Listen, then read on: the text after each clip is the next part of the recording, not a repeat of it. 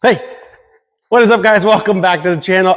We're switching things up a little bit, okay? Last few videos have been milk trucks, Dodge trucks, pickups, whatever you want to call it. We're going to a car. Yep, we got a 53 two-door. We're going to be we're going to modify the stock chassis. We're going to get this thing rockers on the ground. Rockers on the ground, Mustang steering, air ride, 4-link stuff, all the goodies. So stick around. If you're not subscribed, hit that subscribe button. If you are subscribed, share it out. Stick around. Make a comment, like, dislike, something. I don't know. Let's go.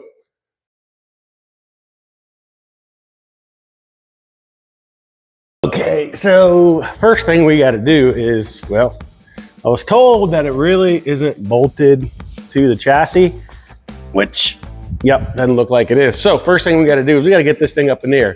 It looks like it's already supported all throughout with some crossbars and some, I don't know. Well, it looks like 18 gauge. She'll hold. I think I'm in a good spot on the rockers. We've got the arms up on the body there, so I think we should be able to get this thing up in the air. I mean, this is always...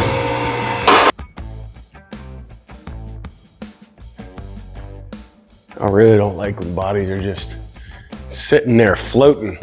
Let's get the chassis out of here. We'll put this back down on the ground, figure out some sort of dolly for it, get it out of the shop, because we ain't doing body stuff on this anytime soon. We're doing this in phases. We're gonna do all the chassis stuff, everything underneath the car. All right, let's get the chassis up.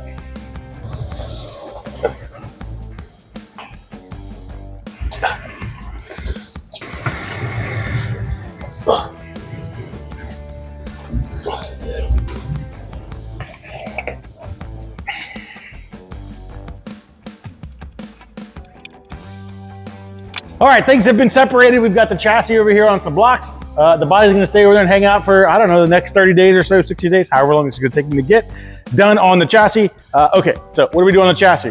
We're gonna start in the back. All right, so the back is what's called, the website's JG Design and Fab. It's a setup. It's like a welding kit for a 53 two-door or four-door. I think it'll all fit. We've already got the bridge going across it. We've got the C-knots, we've got the bridge bar, we've got brackets, we've got a 2-link setup, we've got the pan hard bar, we've got cross members, we've got everything pretty much mocked up is what we're gonna call this, okay? We still gotta weld up a few things. We gotta get brake lines back here. This is a 94 S10. We're gonna be switching the drums to disc brakes, going through the rear end, seals, chassis is gonna get blasted and painted, all kinds of goody stuff. So, where are we gonna begin? Where do we start? Let's start with the back.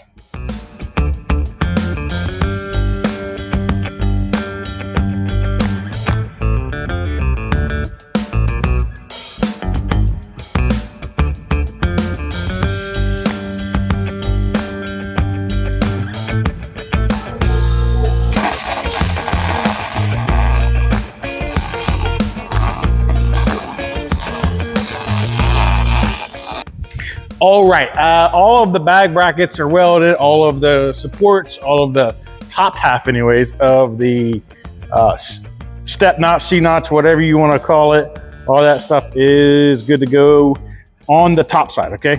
I will be getting the bottom side done. Once I flip the frame over, I kind of get it up on the side. I don't like welding over top of my head. It gets everywhere, it hurts, and I don't like, okay, so quick little small win. We're gonna get the front shocks in, the back shocks in, and then I'm gonna start tearing the motor down to try to get it in the middle there and get it mocked up. That way, I think it comes with some hoops. I don't know. I think these are hoops to kind of bolt in. I don't know. I think I'm gonna end up making my own motor mounts because I gotta make my own transmission mount anyway. So let's go ahead and get some shocks there in the back, get some tabs all made up here for the front, and let's keep going. Here's shock time. Now, kind of looking at these a little bit. I'm not sure how excited I am about these bolts going through. Now, for mock-up, it's gonna be just fine, but these got a lot of jiggle and wiggle. Same thing on the shock portion here. There's a lot of slop there. So I think what I'll do is swap out the hardware. Maybe, I don't know. Maybe it was those look all cut too. Look at that. Huh. Maybe this ain't the right hardware. Anyways, that's all I got for a moment. Anyways, we'll get better. But for mock-up, we'll be okay with that.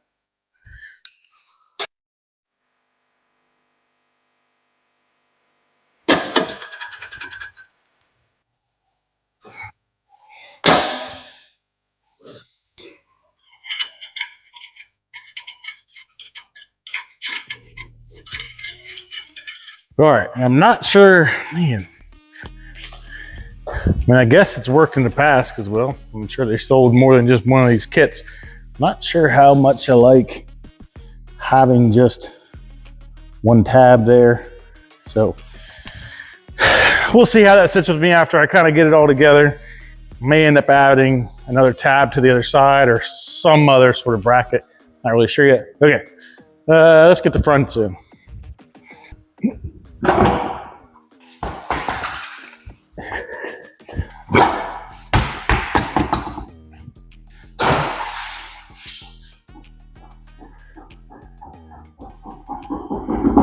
All right, shock-wise, I'm gonna need a shock. One of these. One of these thick. Looks like, man, it's gotta be 3/8 plate. So, I mean, obviously there's the tabber right there. We'll put this one in the bottom.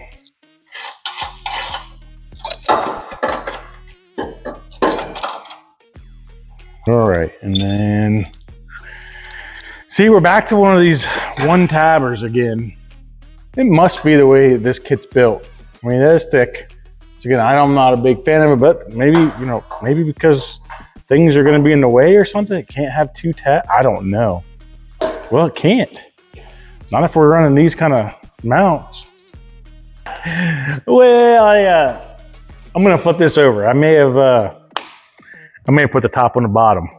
You know, man, they put these things, we're gonna slide it back just a little bit. That is close. We're gonna probably get like, I don't know, half finger clearance in there.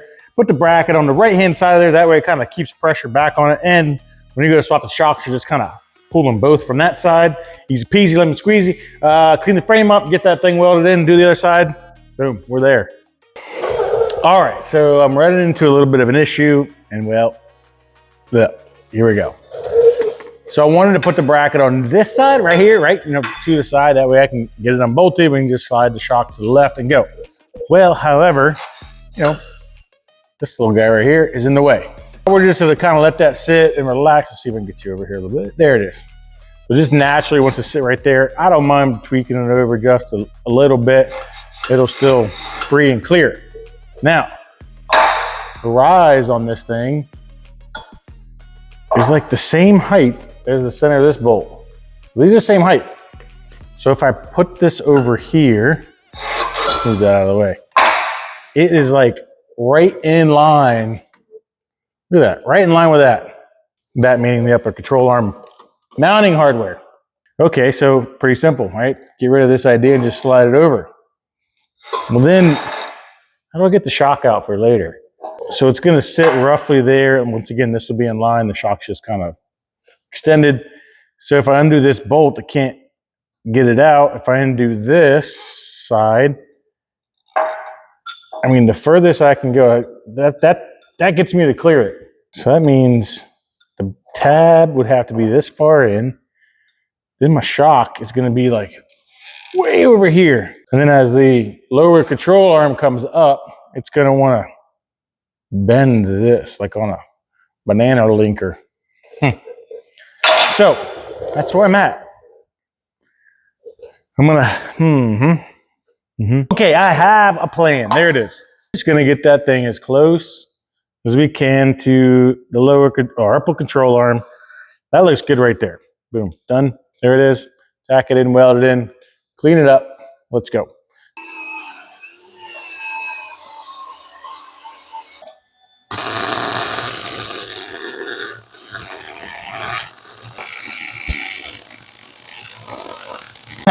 Well, I may have failed. Yeah, it's not gonna work. That's horrible.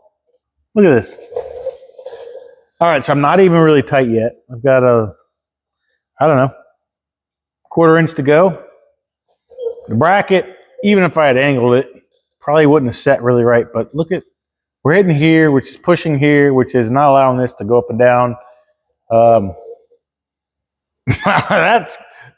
Yep, that's a fail. Torch that out, put it on the other side, see if I can get that angle as far over as possible. Earlier in the video, like kind of showing you, that's the only way to make these work. Yeah. All right, we are back in business. I fixed my little boo-boo. I got the driver's side in. Look at that, angle is a lot better. Everything clears. We can just unbolt it here to pull the shock off if we have to. Angle the dangle, it's perfect there. I went ahead and torched off the other side off and remounted it, appropriately to match the other side. So shocks are good to go. Okay, don't worry. We fixed our problems. I mean, how else are you gonna learn without making boo-boos? And trust me, I make a lot of boo-boos, okay? That's why I'm so good at what I do, because I make so many mistakes. We now gotta get some clearance for the steering. I went ahead and bolted up the steering to its little home here. And well, we do clear. We're good. We're good to go here. Except for when we that. If we that, then this is gonna hit all up inside of here. So, kit comes with these little, I don't know, looks like, I don't know, it comes with this, okay? We've got to stick that basically in there. So we'll go ahead, I've already started marking everything. We're gonna go ahead and torch all of that stuff out, get that in there, and then get this thing, whatever you wanna call this thing.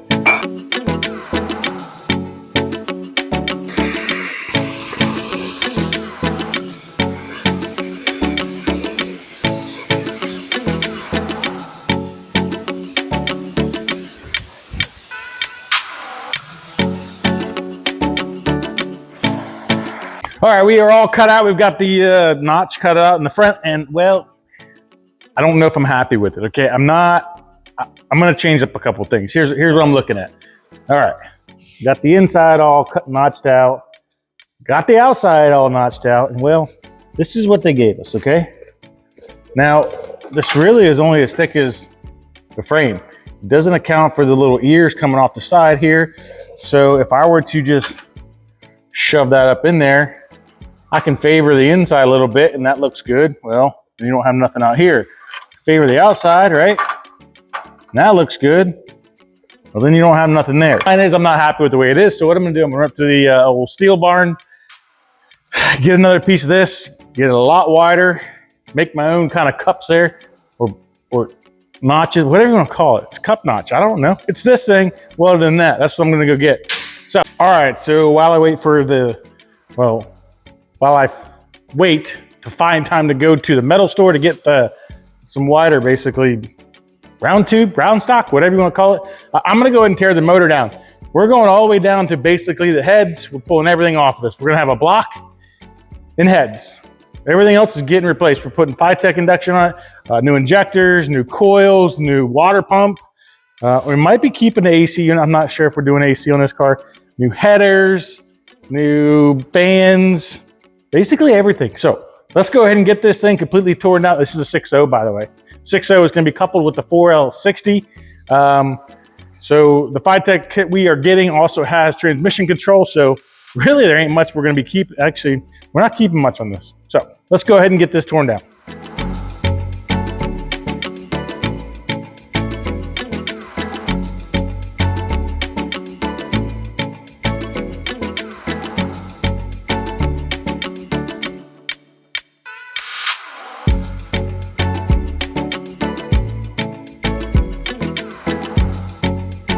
Man, I do not know what kind of voodoo juice they ran through this motor, but look at this. That is the cleanest motor I have probably ever seen pulled apart. There's nothing in this, no sludge. And I mean, looks like they did an oil change before they pulled the motor out. Intake runners, nice and clean. I mean, that's both sides. I need to get the engine mount tab things, engine mounts on. We gotta open up the hood and figure out how far back we want the motor. Then we just start fabbing stuff up.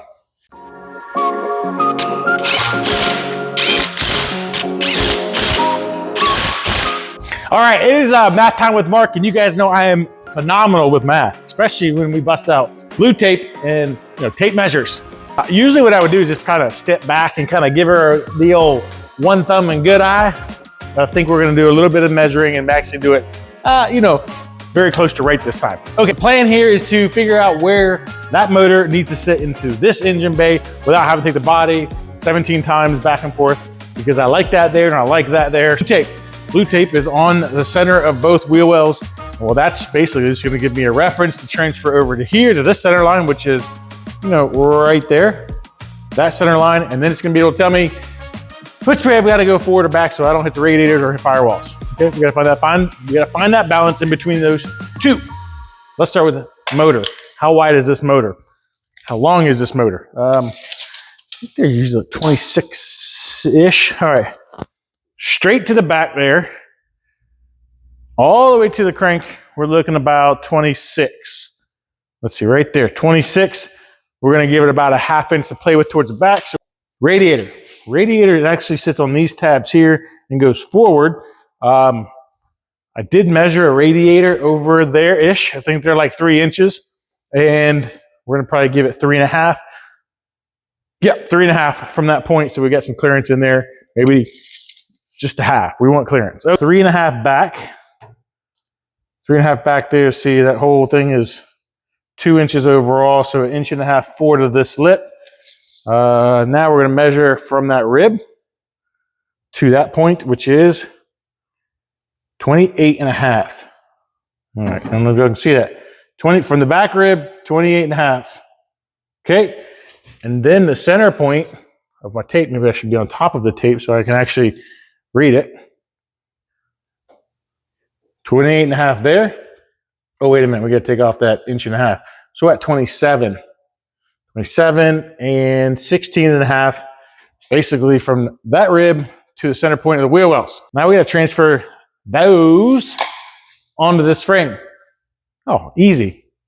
All right. Hopefully you guys are still with me. I'm going to come over here and transfer some numbers here on the chalkboard because, well, I forget things very simple. Very quick, very fast, whatever. I just forget things a lot. So transfer them over here so I can remember them over there. Okay, so firewall is here. Firewall. And then we're just going to say this is the point of the front we cannot exceed. So we're going to count the front as basically that 1.5 inches forward. Okay? 1.5 inches forward. That overall, we need, what was it, 27 inches. Okay, from the back of the firewall to the center line, wheel center line, wheel center. We called that, what, 16.5 inches. Okay, so now I need to know where the back of the motor is to the center of the, what are those things called? Engine mounts. All right, I don't have that number. We're going to get that real quick. Back 12 3/4. Okay. 12 3/4 is to the center. Oh, let me write that over. 12.75 inches center motor mount. M&M is motor mount. All right, look, I can't be doing all this math on my own, so you guys got to get over here and triple check my works. Here we are. There's the center well. Center well. There's the center. 16.5. Remaining is 10.5. Overall, 27. Remember, M&M is the center of the motor mounts, 12.75. So we need that motor mount, or the back of the motor, which is going to be here, to now be 12.75. Get this thing off. 16.5 minus 12.75 should be 3 1/4. 3.75. Yep. So this 3.75 needs to move back off center line. So we need to come back here. 3.75 inches. That's where the motor mount is going to be, right there. All right, so some of y'all might be thinking, why did you take that whole 27 inches? That's probably one extra measurement you probably really don't need. And you're right, probably 100%. I really didn't need that. I just wanted to know how much room I had inside this whole area, engine bay, to know if I can go, carry that motor forward a little bit or carry it back a little bit. In this particular application, we know we're going to have to carry this motor back a little bit because of all the core supports going up front. We're not trying to make all new core supports, all that kind of stuff. Kind of use what we have. So the 27 inches, all it was a warm fuzzy for me. Okay, that's all we needed. Really, all I had to do was take a measurement of the center of the engine mounts, pull it off the firewall, come off a ½ inch, find center, and subtract it. Boom, got it. I just wanted to do the rest of it for warm and fuzzies. Okay, so here we go. There is the center line. It looks like the center of the wheel bearings actually go right through the center of this cross member. which is very convenient. I center cross member, there it is, 4 inches. Well, wrong way, 4 inches, which is half of that is 2, mega mark. All right, come back. What did we say? Now, I think in the video I said 3 1/4, but it's really 3 3/4, okay? So, correct myself. There we go. 3.75 is 3 3/4. Make a mark on the frame there. Now, we're gonna do the same thing on this side, but then we're gonna true it up, okay? I like to true things up. Just because, you know, this is here, doesn't mean it's squared. So I'm gonna pop some measurements, like measurements to the left side, right side, make sure everything is true within a 16th, okay? I'm good with it within a 16th. 2 inches. Right there. 3.75. Right there.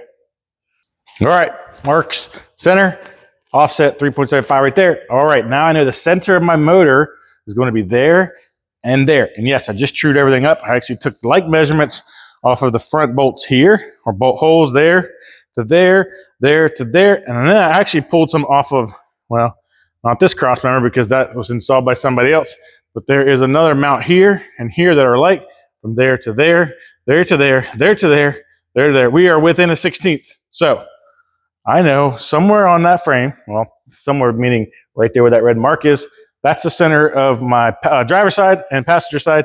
Okay, now we need to figure out how deep we want to set this thing. Now, we're going to be running a low profile oil pan, so I know I can probably use this one as mock-up because it's going to be a little bit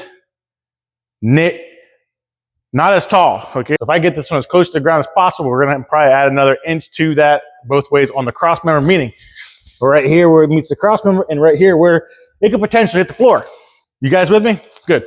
All right, so let's go ahead, get a cherry picker in here, get the motor set in here, hanging somehow over here, and seeing how close we can get, and then start popping some rough measurements as far as distance of center of the motor mounts to the frame.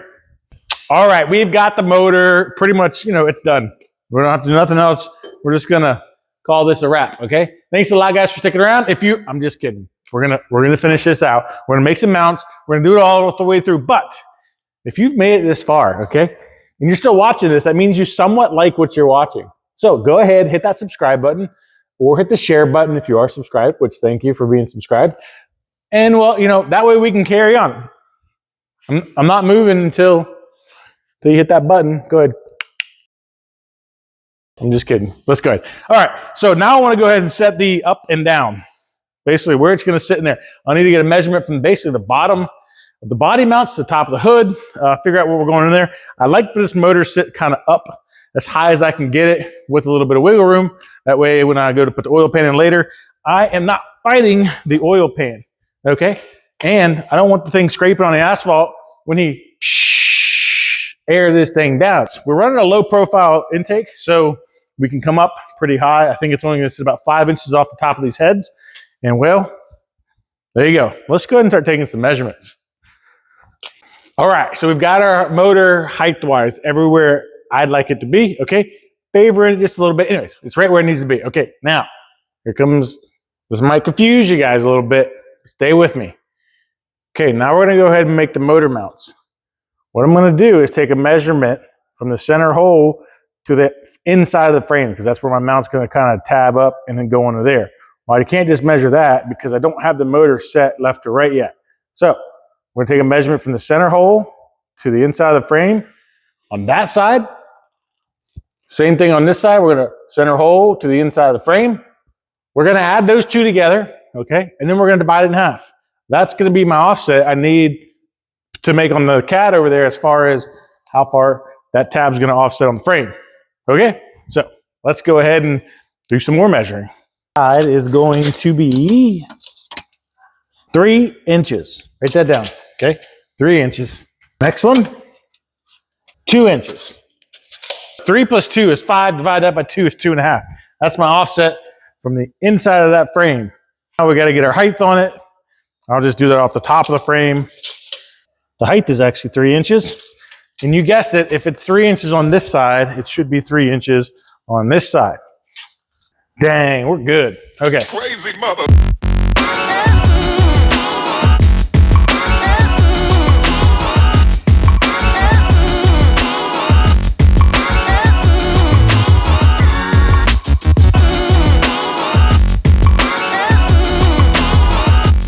hot off the press, we've got 4, potentially good tabs.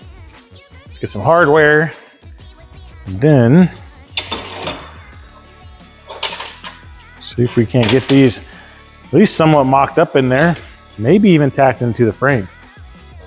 Maybe. Let's start with the driver. Nope, that's definitely the passenger side. Make sure none of those go down the intake. That could be some bad news. All right, so I did make 2 types or 2 different tabs. You look, one's kind of shorter than the other, and that's because of this cross member here. That should be able to offset it there, and then this will cover up the rest of the frame on that side.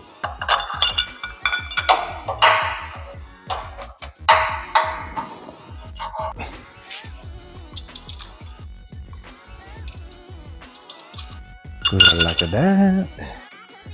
Come on, the airline's together.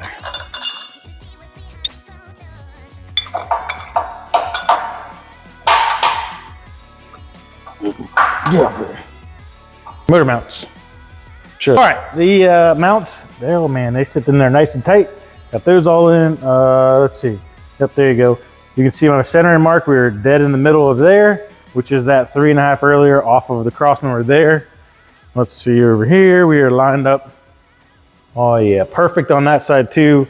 Nice and tight to the frame. Nice and tight to the frame. And so here is the bottom of the frame. It kind of swoops up just a little bit. Let's see it turn it that way. So the frame should hit before the oil pan, but we're also going to be getting a low profile oil pan. So I think right there we are good to go. So that's it for today. I'm going to wrap up for today, and tomorrow morning I should go get the, whatever those things are called here. I keep, whatever. The gussets for this notch. How's that? We'll get those in the morning, and then we should be wrapped up pretty much with this frame. Minus the transmission cross member. But we're not going to do that in this video. We're basically getting all this. Maybe we will. I'm not sure. Who knows? We'll see tomorrow. All right. So the last thing we've got to figure out is, where this transmission goes. I kind of have a good idea where I want to put it, preferably behind the engine, but we'll get back to that. This here is a 4L60E. It stands for electronic. 4L60 electronic. 4 gear, 6,000 pound electronic. We're going to be doing a couple upgrades. We're putting some cam stuff in here. We're going to be putting, what else are we going to do? LS induction stuff. Or LS, of course. FiTech induction stuff. Better coils, better valves, better springs, all the goodies. So with that torque, with the transmission, we're going to be upgrading the torque converter a little bit. I was going with the 2800 stall, but a good friend of mine, lives right across the way. He's really big into LSs. Takes them down the tracks, at really high rates of speed. And he says, go with the 3000. So 2800, not happening, 3000. That's what we're doing. The goal to end this video is to figure out where it's going here. So let's go ahead and kind of get it mocked up inside of there, figure out a transmission cross member, and be on our way. Now, I guarantee you, I know exactly what I'm going to be asking old Santa Claus for Christmas this year. One of them things that helps lift these transmissions up. Because I don't know about this anymore. Oh yeah, I'm back. I just don't know if it's going to keep keeping on, okay? It's getting older and older each year. All right, now. Look, if you're listening to me and you can hear me breathing real hard, hey, don't be laughing, okay? I'm not a young buck anymore. I'm gonna try to get this into the alignment pins, and then throw a bolt in there real quick with the third hand I have. All right, what's the best way to hold this thing? I guess this way. Yep. Okay, my finger's stuck. It's not gonna work. Okay, come on. Get up in there. Where's my guide pin? Right there. Okay. We're gonna, come on. just need you to get started.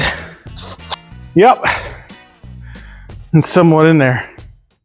All right, this is the most controversial part of any build, okay? Any build. Here it goes. We're gonna be setting the angle of the motor, and then we're gonna set the tail, well, we're gonna set the angle in relation to the rear end, okay? I've been doing these bags probably for, I don't know, 15 years, okay? And I've never had driveline noise. I've never had the drive shaft shove itself into the tail cone of the transmission. I've never had any actually come apart. Well, I've had a couple come apart. Well, that was because they weren't new parts. Anyways, regardless, this is always the fun part. I have not set the pinion angle yet. We haven't set pinion angle because, well, I haven't got this in yet. And well, I always set the pinion angle later. I take my motor and I put it somewhere between 3 and 4 degrees to the frame, okay? That's where I'm gonna set mine for this build as well. This is how simple this portion's gonna be, okay? We're gonna take this here angle finder, we're gonna put it right here on the front. We're gonna turn it on, see where we're sitting at. Okay, 1.4. Now I said I like to say between 3 to 4. I kind of like to lean towards the 4 side. So next, we're gonna put it up here on the block. We add, let's say 3.5 to that 1.4. We wanna be at 4.9 on that there right there. Start bringing this thing down. And then we just sit there and watch.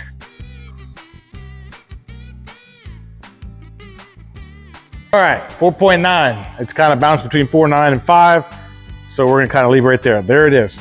That's where I'm gonna set this to, and that's where I'm gonna build my transmission crossmember in relation to 4 degrees tail down.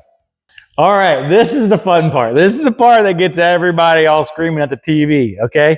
So if I've set the motor to 4 degrees tail down, what do you think that rear end's gonna be set to? Now, if you said tail up, 4 degrees tail up, nope, you're wrong.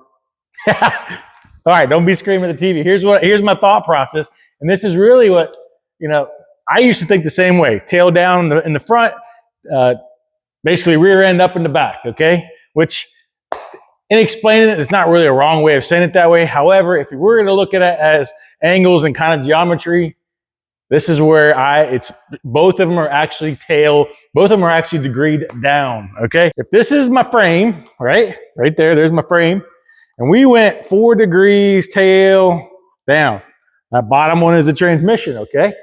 Well, a lot of you guys that are saying the rear end should be tail up, that's because, well, you're coming back here and you're taking another plane, okay? You're taking this and saying, all right, if that's down, this needs to be up to match it. Yeah, if you take it from back here and you take it from there and you take 2 different planes, you are 100% correct. However, like all of you guys know, from basically crank pulley to rear end, that's one line, okay? So technically, the rear end is 4 degrees tail down as well. So there you go. You're welcome if you're screaming at the TV. Those of you guys that don't believe me, if you guys have one of them fancy digital meter things, look at the, oh, error. If you look close, there's the angle. There's your plane and it's actually angled down, okay? Now, don't change a thing. We're gonna come over here. Now this is actually pointing down at the moment. If we were to point it up, like all y'all are saying, tail up to the 5.1, look. That little thing right there in the top right, the little picture there, it doesn't change, okay? So there you go. Everything is degreed down. This doesn't lie. All right, got my tube in here, kind of roughed in where I think it's gonna be. I need to make a mark. If you look, the frame kind of is angled right there, so I need to make a mark on the bottom. All right, there. I need to, this is a little bit short, so basically I need to account for the quarter plate, 1/2 inch. I've got it offset here. My plan is to offset it off the middle or the mount hole. That way you can kind of raise the transmission up, slide this cross member back. And now for the exhaust. All right, there's 1.4. What I'm gonna do is make a bracket here. I'll kind of raise it up because we're gonna be taking so much out of that square tube here. What I'm gonna do is actually make it come this way, arc up, so opposite of this. Now let's get a measurement between The end of this in the center of that hole will make like a oblong hole so you can have adjustment forward and back, and then a plate, and we should be able to start making some brackets. Okay, so for this center bracket, basically, I'm just gonna be, I don't know, somewhere about here-ish and here-ish. I need to know the distance between the back side of here into the center of that. And then that's it. Go over to the table and start making something. Okay, here is my game plan, okay? We're gonna take these here rectangle plates. They're gonna stick on the side like that. They're gonna stick on the side like that. They're gonna be angled to whatever that frame was. This will sit in the middle. Got a couple little gussets to go there. And the exhaust hoops will go like so.